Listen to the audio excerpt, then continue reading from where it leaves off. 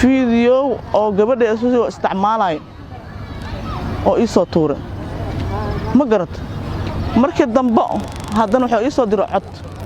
أو يسوي در كل راح يسوي ده maalin walba saacad walba sanad walba bil walba waxaad arkaysaa gabar Soomaaliyeed hooyo Soomaaliyeed oo laga ilmeysiinayo kiiska saldhig aan geeyay wali muuqaalka aan la tagaan saldhiga anoo muuqaalka wado aan la geeyay si markaan geeyay kadib adiga meesha dadkii joogan dad oo nin gadoomiye ah ninka meesha ka wakiil ahaa lagu wareejiyay arinta maxkamadda la saarayeen maxkamadda lagu diray ogow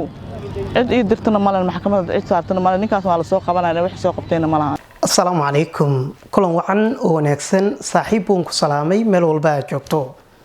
waxaan ku faraxsanahay in aan mar kale halkan dabcan soo fariisano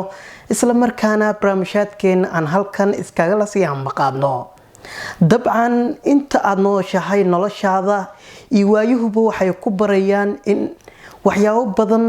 oo waliba murugo farxad iyo waliba waxyaabo kale in ay noloshu ay ku barto kala maqnaanshaheena maalmahan waxa uu qayb ka ahaa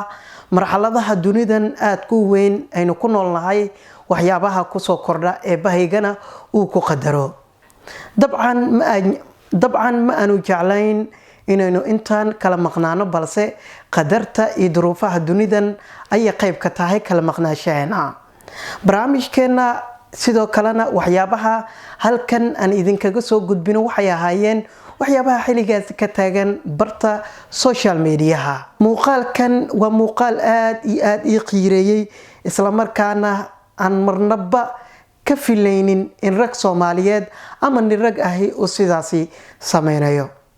waa hooyo Soomaaliyeed oo dabcan la ilmeynaysa dhibta murugada iyo waliba xanuunka ka haysta dhankiyo gabadheeda waxay sheegaysaa isla markaana ay cadeysay in ninkiyada u dhaxayay uu uureeyay isla markaana xadgudub uu ku sameeyay gabadheeda intaas kadib gabadheeda uu guursaday wiil Soomaaliyeed kadibna uu soo celiyay uu ku tilmaamay in gabadheeda xiligan aysan gabar ahayn waa arin aad iyo aad murugadeeda iyo xanuunkeeda u wadata dabcan ma doonayo in videogan aan ku sii dheeraano waxaan rabaa in aan idinkala sii dhaxbaxo hooyadan Soomaaliyeed isla markaana dhacdadan xanuunka badan nala wadaagaysa aniga oo ma ogeyn hatta markii la sheego hatta ma aaminin aniga oo Ilaahay ila ogyahay waaya wallahi ana aaminin oo isaan la duuftay oo dadka markaa waxaas ay sheegan wiilka sadohda aan u ahay waa la dagaal waxaas ma jiraan aan dhahay laakiin hadda marka cadeemahan aan arkay ninkii asiga oo leeyahay codadkiisa aan maqlay gabadha cadeenta aan arkay aan wixii aniga hadda aan kulli yaqiinta aan qaatay aniga ma garata markaan kulli cadaaladdu way soo baxdaa xaqna waa soo galaa Soomaaliya saacad walba sanad walba bil walba waxaad arkaysaa gabar Soomaaliyeed hooyo Soomaaliyeed oo laga ilmeysiinayo dabcan ragii badankood waxay noqdeen kuwa maangaab ah oo xiligaasi aan aqoonin qiimaha waalidka iyo waliba qiimaha dumarka ay leeyihiin arimahan dabcan waxay noqonayaan kuwa ku soo laabtay familada Soomaaliyeed waalidiinta Soomaaliyeed gaar ahaan hooyooyinka waxaan sameeyay wiilkii aan la dagaalay aan dhahay waa edab daran tahniyo nin maseersana tahay gabadhaas guursatay oo maxaa la gabarnimo sharaf aan kugu siinay waxa ceebta adiga hadda la soo gashay magaalada ama anaga noola imaanayna dhahay markaas wuxuu aaday gabadha waalidkeeda u aaday markaan odagii dhalay iyo adeeradeeda u aaday maamadii saanay soo dhahday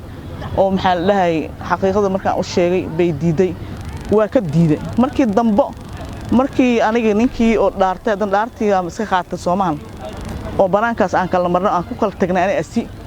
wiilkii qabay gabadheedii wuxuu badhahay in gabadhan ilaa maamadii baadii ninkeeda la duuban tahay gabadhaada aan ku furo amal gabadheedu ii furay waa furo wuxuu yiri hadii la duuban tahay ninka la duuban tahay adaab raali u gabadhaada iyo adina la isla haysto adaab raali ka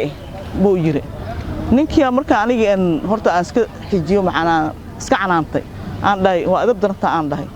marka arinkan marka hadda aniga hadda ugu soo maahay oo wali xanuunkiisa hadda aan dareemay waa hadda muddo hadda bishan hadda ay soo dhamaatay bishaas ku xigto oo muuqaaladan iyo codadkan waxaan markaan arkay aan isdhahay wixii shalay wiilkii sadohda u heed adiga ka diiday ciddii aan ka diiday maanta waxaan leeyahay waaba run runtii aad ayay u xanuun badan tahay soo maahan haa waxaa agtaada iyo weliba indhahaaga ay daawanayaan hooyo Soomaaliyeed oo dabcan si micno dara aanan ku ilmeyneynin hooyooyinkeena waa kuwa aad u naxariis badan garanayana qiimaha dabcan ubadkooda ay leeyihiin mar walba waa la xanuunjinayaa waxaan xanuunjinayaa shakhsi aan garanaynin qiimahooda iyo waliba qiimaha dumarka ay leeyihiin Allah subhanahu wa ta'ala waxaan kaga baryaa in qof walba oo ka ilmeysiya hooyo Soomaaliyeed gabar Soomaaliyeed isla markaana dhibaato la kaca in cuquba uu ku rido wad ku mahadsan tahay daabashada muuqaalkan haddii aad horey nala joogtay dabcan muuqaalkan like saar sidoo kalena